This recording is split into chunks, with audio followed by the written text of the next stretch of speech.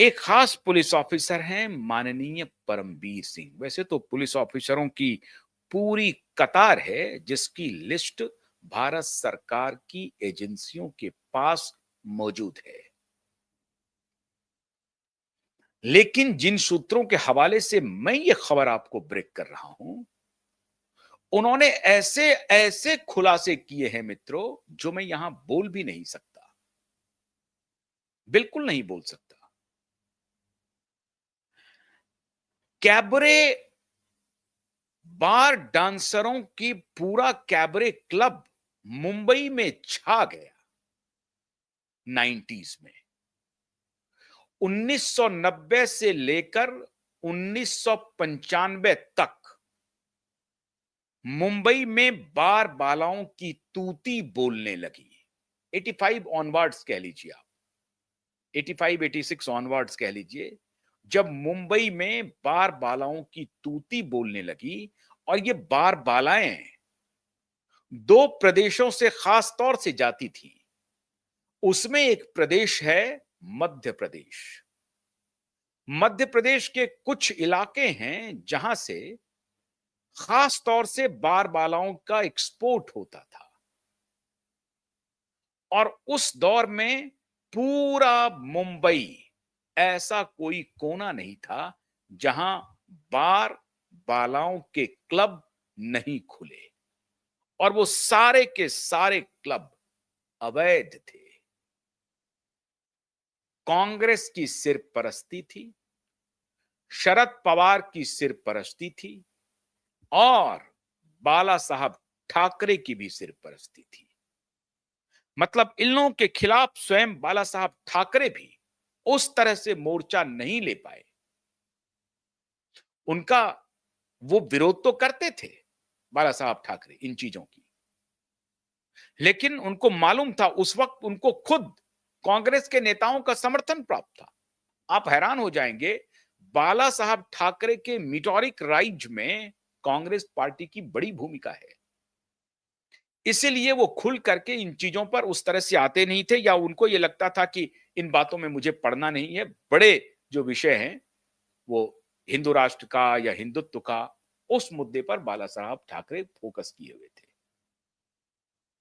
लेकिन नेताओं की सरपरस्ती में, पुलिस के आगोश में, पुलिस की बाहों में, पुलिस की बाहों में जुल्फों का जमावड़ा शुरू हो गया। और जुल्फों के जमावड़े में सात समंदर पार से कहानी शुरू हो गई।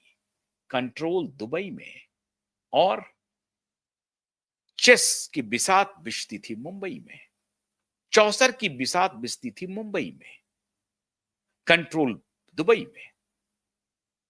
दुबई से यह खेल चलना शुरू हुआ। और उस दौरान आप याद कीजिए, अभी जो गई थी साध्वी बनने के लिए श्री श्री 108 श्री ममता कुलकर्णी जी, अभी कुछ दिन पहले जब कुंभ का मेला लगा, तो श्रीमान श्रीमती जी ममता कुलकर्णी जी, श्री श्री 108 मैं कहता हूं अभी, उन्होंने कहा कि मैं साध्वी बनूं। साध्वी बनने के लिए उन्होंने किन्नड़ का जो महिला अखाड़ा है उसको चुना। महिला अखाड़े को भी अनुमति मिल गई है, उसको नहीं, किन्नड़ की जो महिला अखाड़ा है उसको चुना। और श्री श्री 108 साध्वी ममता कुलकर्णी ने कहा कि मैं अब पूरी दुनिया से थक चुकी हूं, मैंने पूरी दुनिया देख ली है, इसलिए मैं अब सन्यासन बन गई हूं और मैंने किन्नर अखाड़े को चुना है। बाद में पता चला कि 10-20 करोड़ रुपए दिए गए हैं किन्नर अखाड़े के जो सर्वे सर्वा हैं, और उनसे लेकर के ये महामंडलेश्वर का पद इन्होंने पाया है। अखाड़े में मंडलेश्वर, महामंडलेश्वर, इस तरह के पदों का चलन है। मैं ममता कुलकर्णी का क्यों जिक्र कर रहा हूं?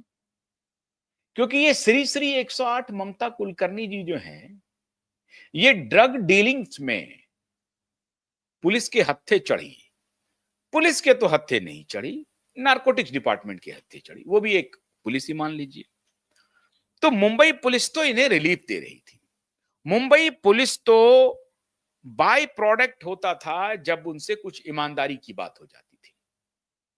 वरना ये जो 60-70% जो करप्ट पुलिस वालों की संख्या हो गई, वो कुछ जो ईमानदार पुलिस वाले थे, उनको उन्होंने सिस्टम से बाहर कर दिया। और इस तरह से मुंबई को जो आर्थिक महानगरी थी, उसका आर्थिक दोहन करने में यहां के पुलिस वालों ने सारे रिकॉर्ड तोड़ दिए। मामूली पुलिस इंस्पेक्टर की संपत्ति मुंबई में सैकड़ों करोड़ से भी ऊपर है। मामूली पुलिस, एक-एक पुलिस इंस्पेक्टर की संपत्ति सैकड़ों करोड़ की है। इतने की उगाही होती थी। और पोस्ट मतलब 85, मतलब 90s, 90s का पूर्वार्ध और 90s का उत्तरार्ध, तो समझिए कि गोल्ड माइन बन गया मुंबई। और उस दौरान ये सारे ऑफिसर जो महाराष्ट्र कैडर के आईपीएस ऑफिसर थे, उन्होंने तो समझिए नंगा नाच कर दिया। और अब सरकार के पास जो डिटेल आ रहे हैं, उसमें केवल परमवीर सिंह के नाम नहीं है। ऐसे ऐसे पुलिस ऑफिसर हैं जिन्होंने अपनी संपत्ति 100 करोड़ से 1000 करोड़, 1500 करोड़ तक पहुंचा दी है। मुंबई के नामी क्लब हों,